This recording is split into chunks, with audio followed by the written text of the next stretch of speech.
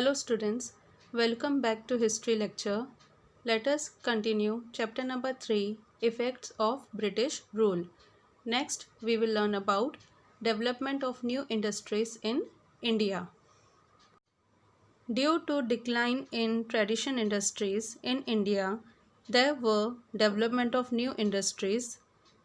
Due to the lack of British support, lack of experience of management and lack of capital, the Indian businessmen could not come forward in large numbers. As British was ruling our country during that period, so support of British was necessary. But they were against the progress of Indians. So they did not support the Indian businessmen. But still some of the Indians built up their business by overcoming these problems. In 1853, Kawasji Nanabhai Dawar started the first textile mill in Mumbai. In 1855, the first jute mill was started at Rishra in Bengal. In 1907, Jamshedji Tata established the Tata Iron and Steel Company at Jamshedpur. In India, coal, metals, sugar, cement and chemical industries came to be started. So, due to the lack of British support, lack of experience of management and lack of capital, the Indian businessmen still came up with the business. Various industries were started by Indian businessmen. Now, let us learn about social and cultural effects on India due to British rule. In the 19th century, Europe, a new era took shape on the basis of values like humanitarianism, democracy, nationalism, liberalism, etc. Humanitarianism means the promotion of human welfare. Democracy means a system in which the government of country is elected by the people. Nationalism means a feeling of pride for one's own country, love for our nation.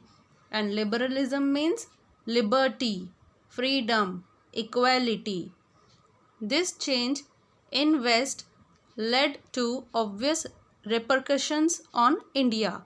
Repercussions means indirect consequences, means changes in India. For carrying out administration, the British had to understand the Indian society. For this purpose, they started studying the tradition, history, literature as well as music, flora and fauna of India. Flora and fauna means the study of plants and animals. In 1784, Sir William Jonas, an English officer, established the Asiatic Society of Bengal at Kolkata. Max Muller, a German thinker, was a devout scholar of Indian religion, language and history. Max Muller, he was a German thinker, but he was a scholar of Indian religion and language and history. Due to these examples, there arose the feeling among newly educated Indians to study Indian religion, history and tradition. Means some of our educated Indians had a feeling of the study of Indian religion, history and tradition. The British introduced many laws in India. In 1829, Lord William Bentinck passed the Sati Prohibition Act.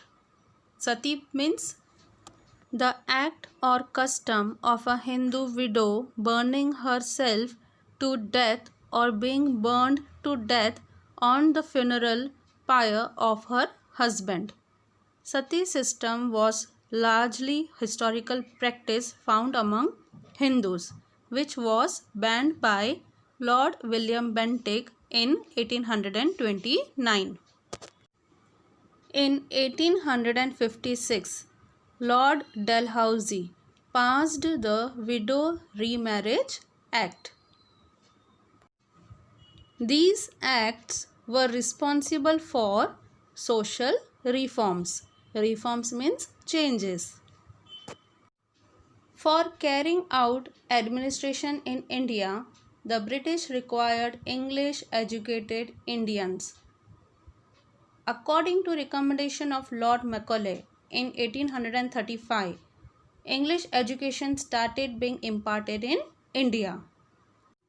Through new education, Indians were introduced to Western thoughts, modern reforms, science and technology. In 1857, universities were established at Kolkata, Mumbai and Madras.